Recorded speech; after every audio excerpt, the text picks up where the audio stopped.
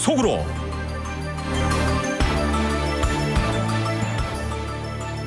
프란치스코 교황의 장례미사가 오는 토요일에 거행이 됩니다. 그리고 후임자를 선출하는 콘클라베는 다음 달 6일부터 12일 사이에 바티칸에서 시작이 됩니다. 전체 40%에 달하는 유럽 추기경들의 표심이 대세를 형성할 것으로 보이는데 135명 가운데 3분의 2의 득표에 필요한 90표 이상의 지지를 받아야 할 것으로 보입니다.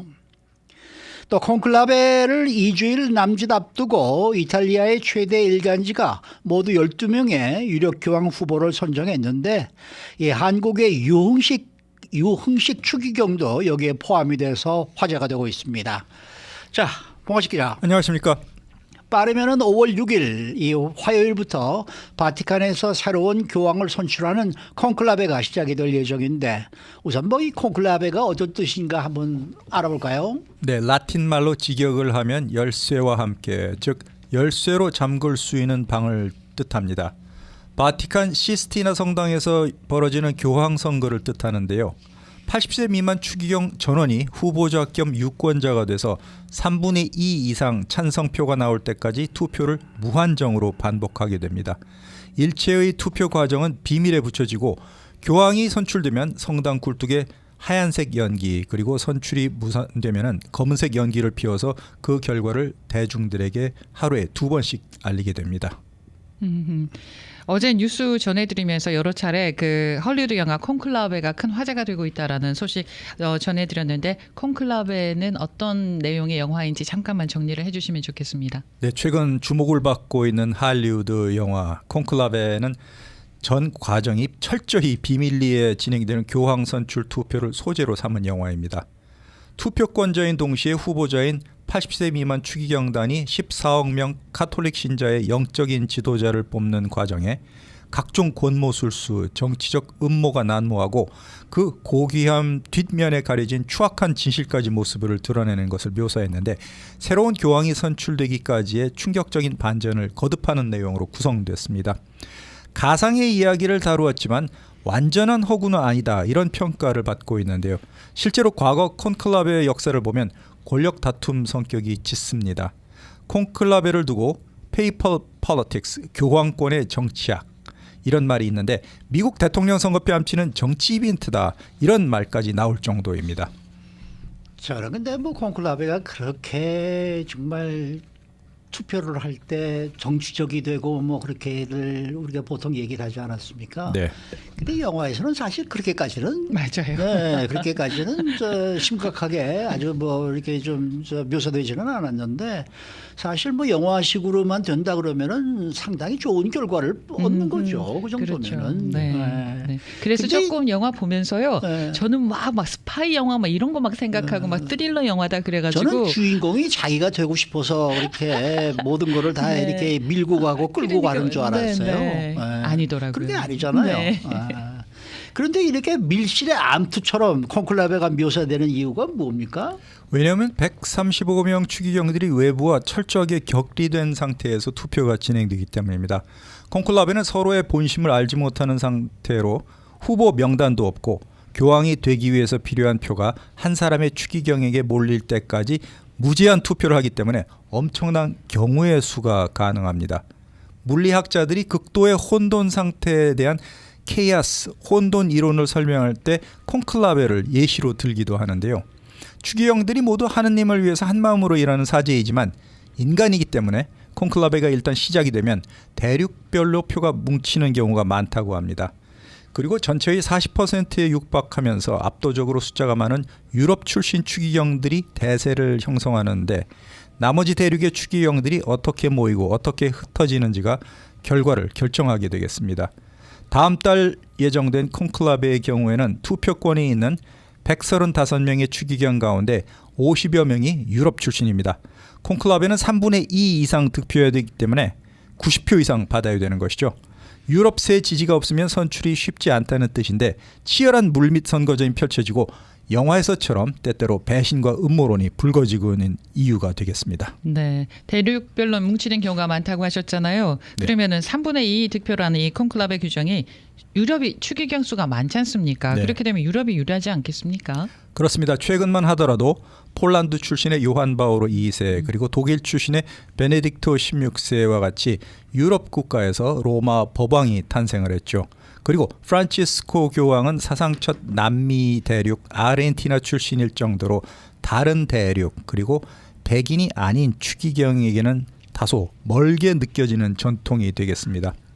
아시아, 남미, 아프리카와 같이 다양한 대륙을 순방하면서 현지 문화를 존중했던 요한 바오로 2세 교황이 자신이 선종한 뒤에 치러질 콘클라베 선출 조건을 3분의 2 이상에서 2분의 1 과반수 이상 득표로 바꿨는데 비유럽 교황 선출로 가톨릭 세계회를 내심 지지했다는 것이 정설로 되어 있습니다. 그렇지만 이 콘클라베에서는 독일 출신 베네딕토 16세가 선출이 됐는데 다시 그 독일 출신의 베네딕토 16세가 2분의 1에서 3분의 2 이상 투표 제도로 회귀를 시켰습니다.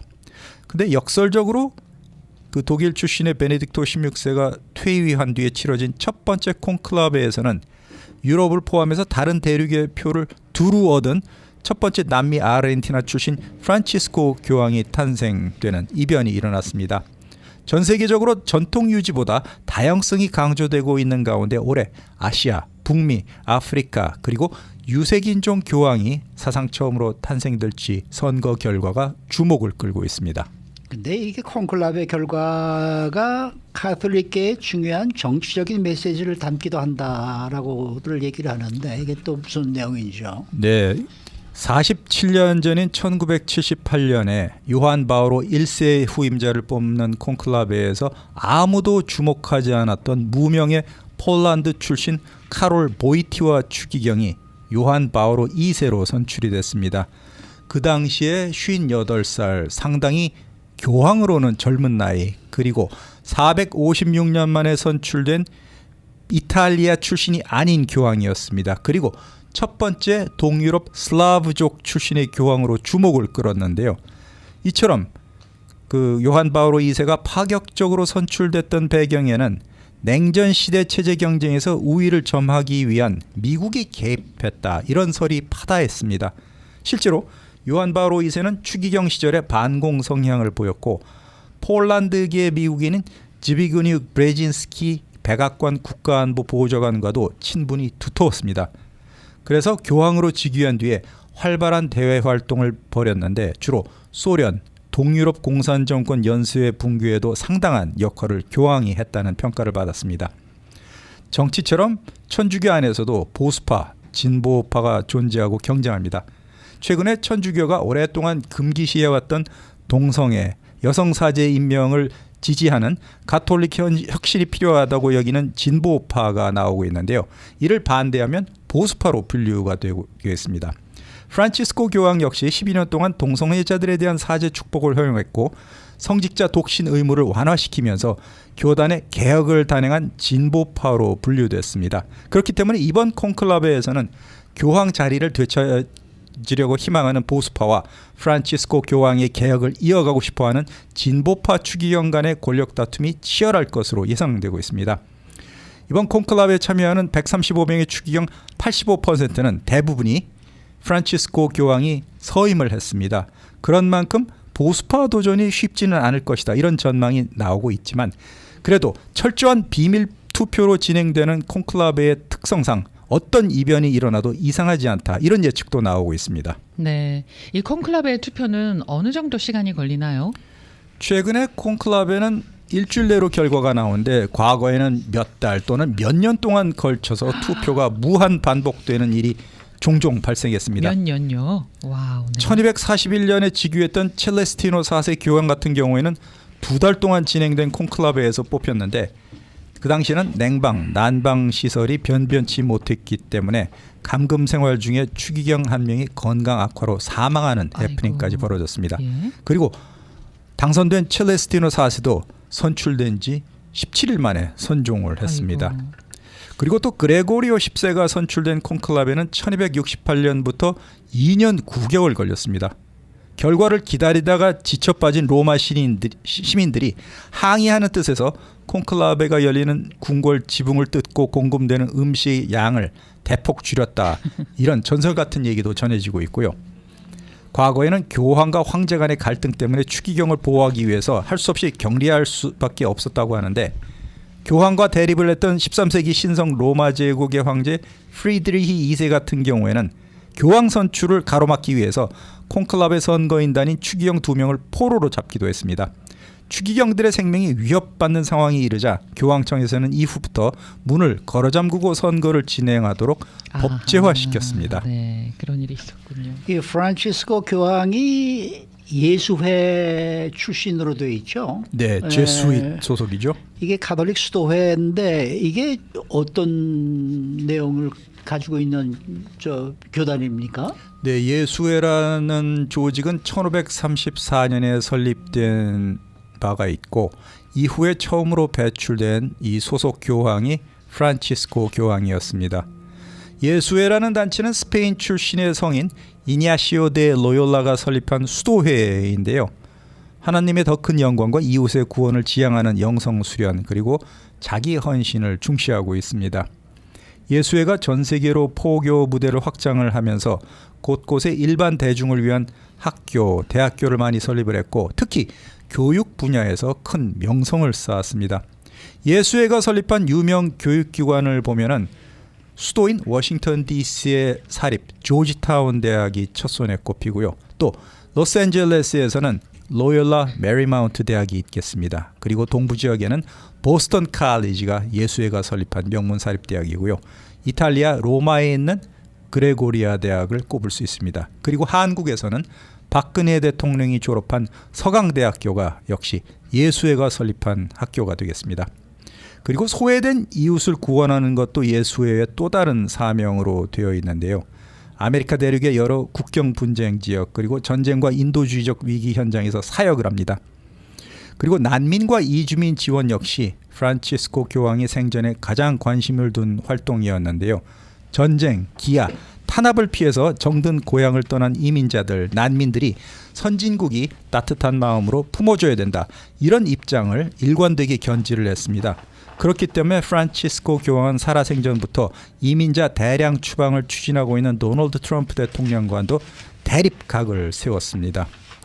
그렇지만 18세기 후반에서 각국 선교 활동이 세속 권력하고 마찰을 빚으면서 반교회 움직임이 퍼졌고 교황 클레멘스 14세가 정치적 압박에 이기지 못해서 1773년에 예수회 해산을 명령한 바가 있습니다. 그렇지만 예수회는 교황 명령에 불복한 러시아에서 명맥을 유지하다가 1814년에 교황 리오 7세 칙령에 따라서 다시 예전의 지위를 회복했습니다. 여기 출신 성직자들은 평생 청빈한 삶을 이어가겠다라고 서약을 또 해야 되기 때문에 이 프란치스코 교황이 뭐 봉급도 안 받고 네. 그래서 뭐 돌아가실 때 100불밖에 없었다라는 얘기가 그래서 나오는 거라 그러더라고요. 천주교 안에서도 상당히 보수적이고 금욕 생활이 엄격한 그런 단체로 잘 알려져 있습니다. 네. 자, 한국의 유흥식 추기경에요. 이탈리아 최대 일간지가 꼽은 차기 교황 유력 후보군에 이름을 올렸거든요. 네, 그렇습니다. 이탈리아의 최대 일간 신문인 코리에레 델라 세라에 따르면은 프란치스코 교황의 후임자를 선출하는 추기경들의 투표 콘클라베를 앞두고 12명의 차기 교황 유력 후보를 선정을 했습니다. 이 신문은 유 추기경에 대해서 4차례 방북으로 남북한 화해를 추구했고 평화와 화해의 대화를 모색하던 인물이다. 이렇게 설명을 했습니다. 유 추기경은 다가오는 콘클라베에서 선거권을 행사할 수 있고 또 피선거권도 함께 지니고 있습니다. 4년 전에 한국인 최초로 교황청 성직자부 장관으로 발탁돼서 프란치스코 교황 바로 옆에서 활동을 했는데 탁월한 업무 추진력과 소탈하고 열린 리더십에서도 높은 평가를 받은 인물입니다. 또 이 신문은 유 추기경에 대해서 올해 74살로 충남 논산 출신이다. 로마에서 사제품 교의신학 박사학위를 받았고 4년 전에 성직자부 장관이 됐고 3년 전에 추기경이 됐다. 이렇게 소개를 했는데 이 이외에도 또 다른 유일한 아시아계에는 그 유흥식 추기경 외에 필리핀의 타글레 추기경이 꼽혔습니다. 이 추기경이 지금 74살이라고 하셨죠. 연세는 딱 좋은 연세인데. 그렇습니다. 그렇죠. 80세 미만 추기경만 그렇죠.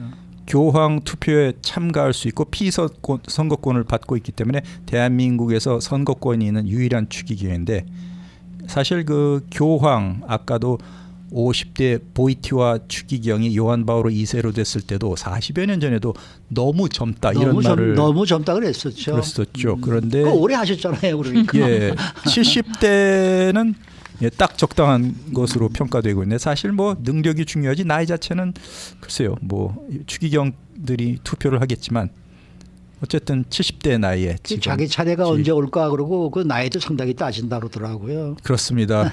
저분 다음에는 내가 교황이 되어야 될 텐데 하는 심정으로 나이 드신 분들한테 투표하는 그런 전례가 있었는데 이번 콘클라베 한번 지켜봐야 될 것 같습니다. 근데 이렇게 이 현지 매체들이 지금 유력 후보로 선정하는 게 이게 어느 정도나 신빙성이 있는 거예요? 네, 아까 말씀드린 이탈리아 최대 일간 신문 코리에레 델라 세라 이탈리아뿐만 아니라 교황청 내부에 아주 탄탄한 정보망을 구축하고 있는 언론사로 전 세계 카톨릭계에서도 주목하고 있는 매스컴입니다. 바티칸에서는 우리가 모르는 것도 이 신문이 안다는 농담이 나올 정도로 교황청 내부 소식이 아주 밝은 매체인데요. 이 매체에서 유흥식 추기경의 이름이 언급됐다는 것 자체가 교황청의 내부 기류, 교황청 시각이 반영됐을 가능성이 크다는 분석입니다. 앞으로도 후속 보도가 계속 나올 예정이기 때문에 천주교 교세가 강한 한국에서 교황이 탄생될지 여부가 주목되고 있습니다. 네, 수고 많으셨습니다. 고맙습니다. 봉화식 기자였습니다.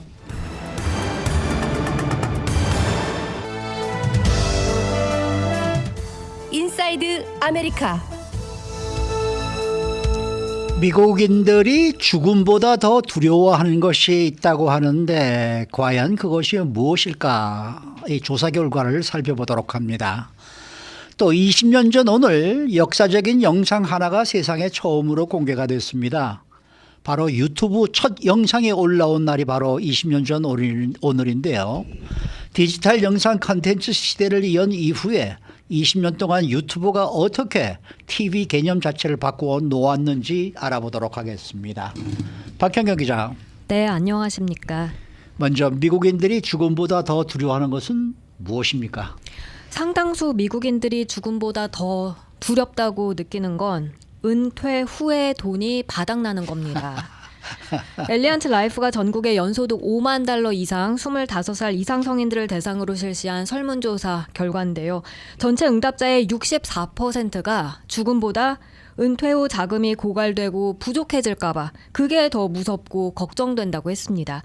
특히 이러한 경향은 최근 몇 년 동안 꾸준히 상승하고 있는 것으로 나타났습니다. 엘리언트 라이프가 3년 전인 2022년부터 사실 이 질문에 대한 설문조사를 진행해 왔는데 이번에 가장 높은 수치를 기록했습니다.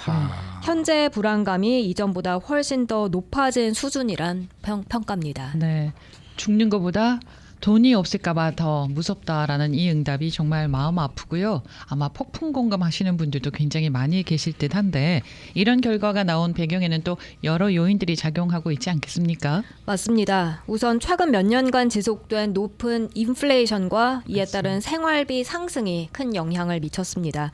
설문조사의 응답자 절반 이상이 높은 인플레이션 때문에 은퇴 후 자금 부족에 대한 두려움이 커졌다고 답했습니다. 식료품, 주거비, 의료비 같은 기본적인 생활비가 계속해서 올라가면서 현재 저축 여력이 줄어들고 미래에 대한 불안감은 증폭되고 있는 그런 상황입니다. 저는 죽음보다 두려운 것을 미국인들이 좀 철학적으로 생각한다 그러면은 삶이 아닐까 이런 대답이 나올 거라고 생각을 했는데 예. 이게 더 돈이 없을까봐 두렵다. 이게 조금 좀 뭔가 좀 가슴이 아프긴 아프네요. 그렇죠? 그러니까요. 근데 이렇게 미국인들이 두려움을 느끼는 또 다른 이유는 뭐예요? 두 번째는 점차 높아지는 세금 부담을 꼽을 수 있습니다. 은퇴 후 고정 수입이 줄어드는 상황에서 세금 부담까지 커진다면 생활 유지에 어려움을 겪을 수 있다는 우려가 작용한 것으로 보입니다. 그리고 세 번째는 소셜 시큐리티에 대한 불확실성입니다. 많은 미국인들이 은퇴 후 주요 수입원으로 소셜 시큐리티 연금을 기대하고 있는데 미래엔 이 연금이 충분한 재정적 지원을 제공할 수 있을지 이 불안감이 여전히 존재하고 있습니다. 일반적인 미국인들의 경우 소셜 시큐리티 연금이 은퇴 전 소득의 약 40% 정도를 대체하는 수준이라고 합니다. 더군다나 현재 정부 효율부에서 사회보장국에 대한 이 조직 개편을 이룬 것도 소셜 시큐리티 시스템 안정성에 대한 우려를 부추긴 그런 요인으로 작용했다는 분석입니다. 네, 그러니까 세금 부담 그리고 또 소셜 시큐리티에 대한 불확실성 이 두 가지를 더하면은 돈이지 않습니까? 네. 그러니까 죽음보다 돈이 없는 게 무섭다라는 거가 더 깊이 와 닿습니다. 자, 세대별로 아마 이런 불안감에 또 차이가 있지 않을까 싶은데요. 이에 대한 조사도 이루어졌습니까? 네, 아무래도 은퇴가 가까워진 X세대, 그러니까 45살에서 60살 사이가 은퇴 후 자금 부족에 대해서 가장 크게 걱정했습니다. 이 세대의 무려 70%가 죽기 전에 돈이 다 바닥날까 걱정된다고 표현했습니다. 네. 그 뒤를 이어서는 61살에서 79살 사이 베이비 부머 세대가 61% 그렇게 같은 우려를 나타냈습니다. 이미 은퇴 연령에 접어들었거나 은퇴 생활을 하고 있는 베이비 부머 세대의 경우엔 고정된 수입으로 남은 여생을 보내야 하기 때문에 인플레이션이 특히나 더 큰 부담으로 다가올 수 있다는 지적입니다. 반면 젊은 세대인 밀레니얼 세대나 G세대의 경우엔 아직 그래도 은퇴까지는 시간적 여유가 있기 때문에 상대적으로 불안감이 덜한 것으로 나타났습니다. 이 나이 때는 별 생각을 안 하죠. 은퇴에 대해서. 자, 그렇다면 은퇴 후에 이 파산에 대한 두려움을 느끼는 미국인들은 편안한 노후를 위해서 어느 정도의 자금을 마련해야 된다라고 나와 있습니까? 노스웨스턴 뮤추얼 최근 연구를 보면요. 미국인들은 편안한 은퇴 생활을 위해서 평균 126만 달러가 필요하다고 생각하는 것으로 나타났습니다. 이건 작년보다 20만 달러가 감소한 금액이지만요. 미국인들이 은퇴 계좌에 저축한 금액의 중간값이 8만 7천 달러에 불과하다는 연방준비제도 자료가 있습니다. 그러니까 필요한 금액과 실제 저축액 사이에 큰 차이가 있음을 확인해 볼 수 있습니다. 네. 그러면은요, 은퇴한 다음에 이렇게 경제적인 어려움 때문에 불안감을 느끼는 사람들을 위해서 전문가들이 어떤 조언을 해주면 좋을까요? 가장 중요한 건 두려움 때문에 아무것도 하지 않는 걸 피해야 한다는 겁니다. 불확실성이 큰 시기일수록 재정 전문가와 상담해서 자신 상황에 맞는 그런 은퇴 계획을 수립하는 게 중요하다는 지적을 전문가들은 내놓고 있고요. 현실적인 목표를 설정하고 꾸준히 저축하고 투자하는 전략도 마련하라고 조언하고 있습니다. 그리고 소셜연금이나 기타 다른 은퇴 소득원을 정확하게 파악하고 필요하다면 추가적인 소득 창출 방안을 모색할 것도 조언했습니다. 막연한 불안감에 휩싸이기보단 지금부터라도 체계적인 준비를 하라고 강조하고 있습니다. 네. 자, 다음 소식입니다. 유튜브에 대한 이야기를 좀 나눠볼까 하는데 유튜브가 벌써 20주년을 맞았다네요. 와, 네. 이제는 현대인들이 스마트폰에서 하루에도 몇 번씩 열어보는 그 유튜브가 오늘로 꼭 20주년을 맞이했습니다. 잘 아시겠습니다만 유튜브는 지난 2005년 이 공동 창업자인 자웨드 카림이 샌디에고 동물원에서 코끼리를 보면서 그 긴 코에 감탄하며 촬영한 19초짜리 영상 Meet at the Zoo를 올리면서 시작이 됐는데요. 많은 분들이 이 영상 보셨을 것 같은데 그래도 한번 직접 이 영상을 들어보시겠습니다. Alright, so here we are in front of the elephants. Cool thing about these guys is that they have really long fronts, and that's cool. And that's pretty much all there is to say. 이 코끼리가 지난번에 지진 때 자기 새끼 코끼리를 이렇게 쭉 둘러싸고 있던 그 코끼리들이죠. 그 코끼리죠. 네. 19초짜리면은 요즘 같으면 쇼츠에 해당하는 영상이네요. 네. 지금은 조회수 3억 5,500만 회 이상을 기록하고 있는 이 영상. 지금 보면 사실 굉장히 소박하고 어떻게 보면 어설픈 출발이었습니다. 네, 발음도 똑똑하지 않고요. 당시만 해도 그 누구도 이 영상이 디지털 영상 콘텐츠 시대를 여는 신호탄이 돼서 오늘날 미디어 생태계의 질서를 뒤바꿔 놓을 줄은 예상하지 못했는데요. 그렇지만 이 영상을 계기로 유튜브는 전 세계의 사용자들이 누구나 자신의 영상을 공유할 수 있는 그런 새로운 플랫폼으로 성장하게 됐죠. 이 작은 시작이 전 세계 사용자들이 재밌고 바이럴한 영상을 공유하면서 수백만 조회수와 막대한 수익을 올릴 수 있는 새로운 TV 시대의 문을 열었다는 평가입니다. 그리고 지금은 이 영상이 디지털 문화 유산으로 손꼽히고 있습니다. 네. 이제는 뭐 유튜브는 단순한 기술 기업을 넘어서 텔레비전 산업의 강력한 경쟁자로 지금 떠오르고 있지 않습니까? 네, 그렇습니다. 이 시라큐스대 로버트 탐슨 교수는 유튜브는 우리가 TV를 보는 방식뿐만 아니라 TV 자체의 개념을 바꿔놨다고 평가했습니다. 실제로 유튜브는 더 이상 단순한 기술 플랫폼이 아니라 전통 미디어를 위협하는 거대한 컨텐츠 제국으로 자리 잡았다는 평인데요. 오늘날 유튜브는 전 세계인이 하루 10억 시간 이상 시청하는 플랫폼이고요. 미국 TV 시청 시간의 12%를 차지하고 있습니다. 이건 넷플릭스 같은 다른 스트리밍 플랫폼보다 또 높은 수치고요. 최근 한 보고서에서 유튜브를 모든 미디어의 새로운 왕이라고 칭하며 그 영향력을 강조하고 있기도 합니다. 이렇게 유튜브가 성공을 할 수 있었던 가장 큰 주요 요인은 무엇일까요? 크게 세 가지 요인이 있는데요. 첫째는 그 유튜브가 크리에이터한테 수익을 공유한 첫 플랫폼이란 점입니다. 네. 2007년에 유튜브 파트너 프로그램을 통해서 이제 광고 수익을 크리에이터와 나누기 시작했고요. 이건 수많은 사람들이 유튜브를 하게 만든 그런 계기가 됐죠. 그리고 둘째, 컨텐츠 다양성인데요. 뭐 음악부터 해서 뷰티, 또 코미디, 교육 같은 다양한 분야에서 누구나 자신의 이야기를 전 세계에 전할 수 있게 됐고 그 결과 유튜브는 글로벌 무대가 됐습니다. 이건 더 많은 시청자들, 또 더 많은 광고주를 유튜브로 끌어들이는 선순환 구조를 만들었고요. 셋째는 TV와의 연계인데요. 유튜브는 2017년에 유튜브 TV를 출시하면서 본격적으로 케이블 TV 시장에 진입했고 현재 그렇게 TV 시청 시간 중에 12%를 차지하게 된 겁니다. 요즘 어린 학생들 장래 희망이 뭐냐, 꿈이 뭐냐 물어보면은 유튜버 되는 거라고 많이 말을 할 정도로 네. 인기가 많은데 유튜브를 통해서 성공한 그런 사례들도 꽤나 많지요. 대표적으로 팝스타 저스틴 비버, 그리고 컨텐츠 크리에이터 미스터 비스트가 있습니다. 네. 저스틴 비버는 유튜브 통해서 큰 인기를 그랬구나. 끌게 됐고요. 미스터 비스트는 유튜브 채널을 기반으로 해서 연간 4억 7천만 달러 수익을 올리는 대형 미디어 회사가 됐죠. 그리고 다름 아니라고 대마초 사업에서 유튜브 컨텐츠 제작자로 전향하고 나서 지금은 직원 200명, 배우 2,000명이 참여하는 스튜디오를 설립하고 작년 기준 4,500만 달러 수익을 올렸습니다. 그러니까 유튜브는 이제는 단순한 영상 플랫폼을 넘어서 이제 유튜브 TV라 또 유료 TV 서비스 그리고 뭐 NFL 경기도 중계하고 코첼라도 중계하고 이런 대형 이벤트의 뭐 스트리밍 플랫폼으로 지금 영역을 확장하고 있지 않습니까? 네. 이런 변화에 대한 평가는 어떻게 나와요? 끊임없이 변화하고 혁신을 추구하고 있다는 평인데요. 2017년에 출시된 유튜브 TV는 코드 커터, 그러니까 유료 TV 시청을 끄는 사람들과 또 유튜브를 보면서 자라난 세대에게 매력적인 선택지를 제공하며 계속 성장하고 있고요. 과거에는 케이블 TV를 통해서만 볼 수 있었던 대형 이벤트를 유튜브를 통해서 이젠 전 세계 시청자들이 쉽게 접근할 수 있게 되면서 그 영향력은 더더욱 커지고 있다는 평가입니다. 물론 이 유튜브 TV의 구독료 인상에 대한 사용자들의 불만도 있긴 하지만 네. 그래도 여전히 강력한 컨텐츠 플랫폼으로서의 입지를 굳건히 하고 있다는 평가가 대세를 이루고 있습니다. 네, 지금 댓글 달아주신 분 가운데 유튜브로 라디오 코리아 보이는 라디오 볼 수 있어서 얼마나 고마운지 모르겠습니다라고 맞아요. 적어주셨습니다. 네, 한국에서 보고 계시는 분이거든요.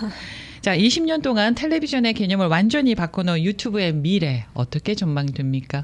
더 이상은 유튜브가 TV의 미래가 아니라 현재의 TV라는 평가를 받으면서 앞으로도 계속해서 확장할 것이란 전망입니다.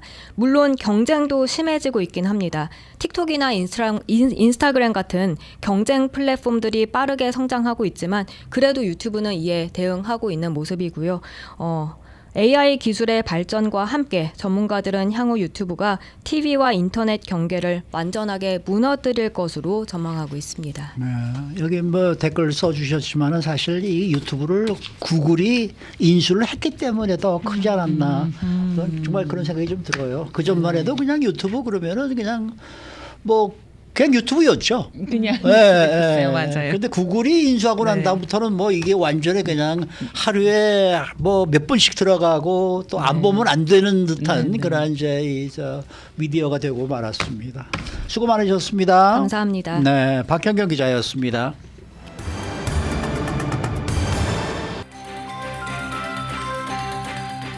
데일리 브리핑. 네, 오늘은 공화당 의원이신 상법 전문 스티븐 김 변호사 모십니다. 김 변호사님 안녕하십니까? 네, 안녕하세요. 네.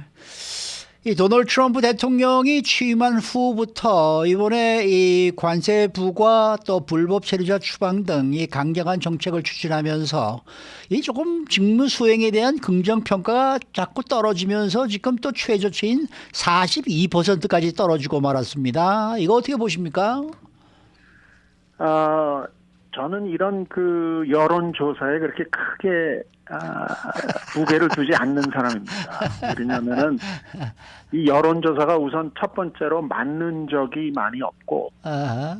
그 다음에 그저 신문 기사나 이런 데 하나의 스토리로 나갈 뿐이지 네. 큰 의미는 없거든요. 아. 예를 들어서 트럼프 대통령 첫 임기에 45%로 시작을 했습니다. 아. 그래서 마감할 때 34%로 마감을 했어요. 아.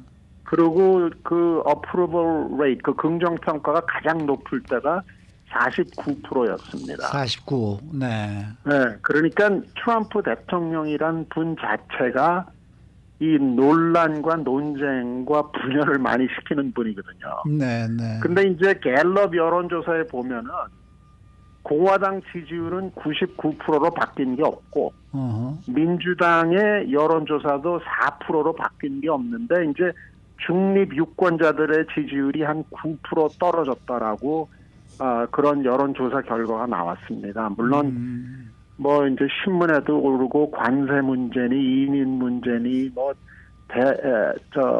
각종 그 이제 대학들과 특히 하버드 대학교와 싸우는 이런 문제들로 인해서 지금 신문에 굉장히 많이 오르락내리락 하는데 이런 모든 대통령들이 일단 임기를 시작하면은 결정을 해야 되기 때문에 결정할 때마다 그 반대하는 숫자가 늘어가기 시작하거든요. 네. 그러니까 이런 그 여론조사에서는 긍정평가가 떨어지기, 근데 그 라스무슨 조사에 의하면은 likely voter라고 투표를 이제 잘하는, 선거에 잘 참여하는 유권자들을 상대로 조사를 했는데 이 여론조사에서는 50%가 아직도 긍정적으로 보고 있고 47%가 부정적으로 보고 있습니다.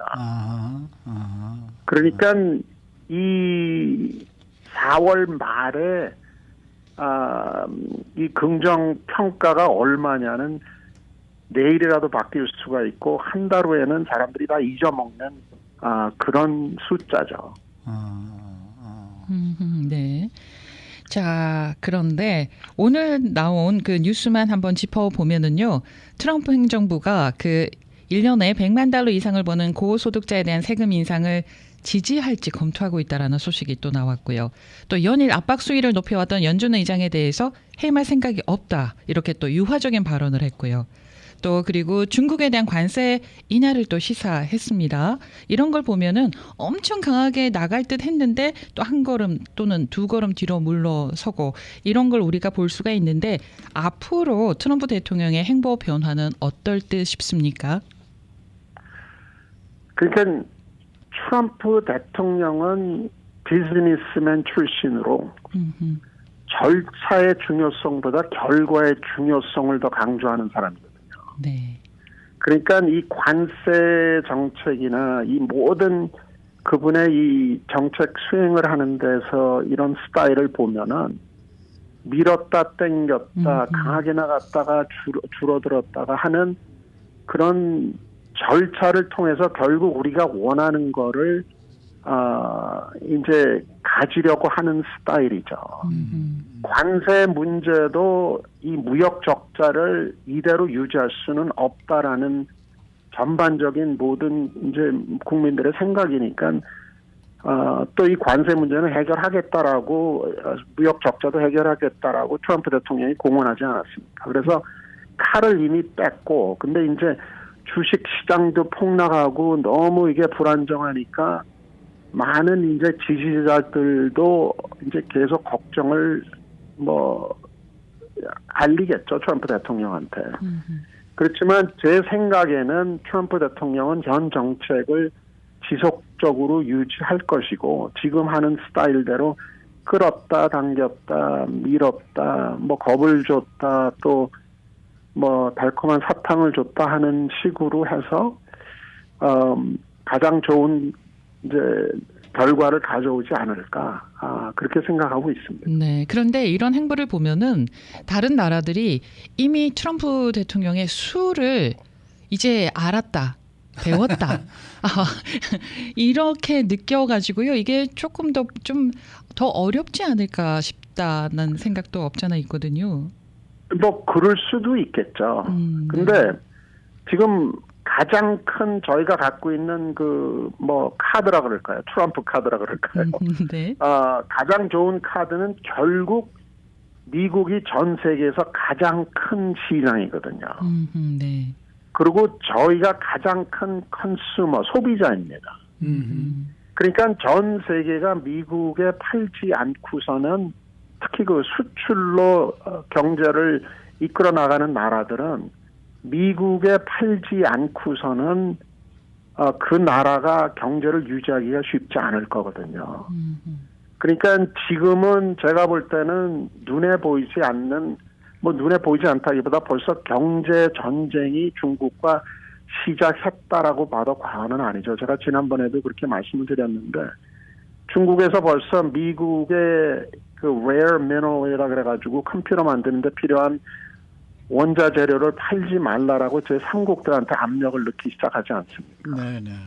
그러니까 벌써 이 경제 싸움은 중국과 시작을 했고요. 또 제가 볼 때는 지금 시작한 게 앞으로 10년 후에 시작하는 것보다 더 다행이지 않았나라는 생각입니다. 아직까지 중국이 미국한테는 경제적으로 따라올 수 없는 경제 이제 대국인데 아직은 못 따라오죠. 지금 이 상황에서 이 경제 싸움을 해야지 그렇지 않고 중국이 더 커지게 되면은 아마 미국도 건드리지 못하지 않을까 그렇게 생각을 합니다. 아니 그러니까 중국에 대한 어떤 미국의 태도가 조금 달라지고 중국도 한 번 정도는 이 미국의 입장을 좀 이해를 하는 쪽으로 바뀌어야 된다라는 그러한 제 생각에는 누구든지 다 동의를 하리라고 보는데 너무 아까도 말씀하신 것처럼 사업가 스타일로 사업가 기질로 한번 그냥 크게 쳐봤다가 또 며칠 있다가 90일 또 유예해볼까 이렇게까지 이렇게 모든 것을 이렇게 뭐랄까 어떻게 보면은 좀 줏대 없이 이렇게 정책을 펴 나가는 게 아닌가 하는 생각이 들기도 하고요. 그러니까 이게 좀 전 세계가 그냥 트럼프 대통령의 이 행동 한 번에 일희일비하고 있다는 것 자체가 이게 뭔가 좀 초강대국의 대통령으로서 이건 뭔가를 잘못하고 있는 게 아닐까 이런 생각이 든단 말이에요. 그러니까 이제 제가 지난번에도 이제 말씀을 나눴는데 외교 여태까지 해온 외교 예의에는 전혀 다른 방법이죠. 일국의 대통령이 말을 이렇게 쉽게 바꾸고 왔다 갔다 하는 게 굉장히 이제 여태까지 해온 외교 방식으로 보자면은 참 어떻게 그럴 수가 있나라고 할 수가 있는데 그게 이 트럼프 대통령의 스타일이고 또 모든 사람이 알고요. 그다음에 저는 굉장히 또 그래도 다행으로 생각하는 것 중에 하나는 재무장관 그 베세치라는 분이 오늘 아주 노련한 이제 맞아요. 분이기 때문에 네. 트럼프 대통령의 그런 스타일을 알면서 그거를 100% 잘 이용하면서 좋은 이 트레이드 딜들을 다른 나라들과 만들 수 있지 않을까. 그렇게 기대를 합니다. 네, 오늘 그 상부장관이 한 얘기는 굉장히 좀 뭔가 그 시장을 안정시킬 수 있는 그런 좋은 발언이 아니었나 이런 생각이 드는데 어쨌든 뭐 오늘도 뭐 트럼프 대통령은 보니까 뭐 관세 정책 이걸로 우리 부자 될 겁니다라고들 얘기하고 있으니까 이거 참 모르겠습니다 이게. 뭐 그런 대통령 제가 이렇게 보면은 대통령이나 한 나라의 지도자들이 100% 다 마음에 들 수는 없는 것 같아요. 그러니까 그분의 근본적인 정책에 대해서 저희가 찬성을 하느냐 반대를 하느냐로 결정을 하고 그분한테 그저 나머지 4년 동안에는 좋은 강요들을 뽑아서 그 정책을 잘 수행하기를 바랄 뿐이죠. 알겠습니다. 네.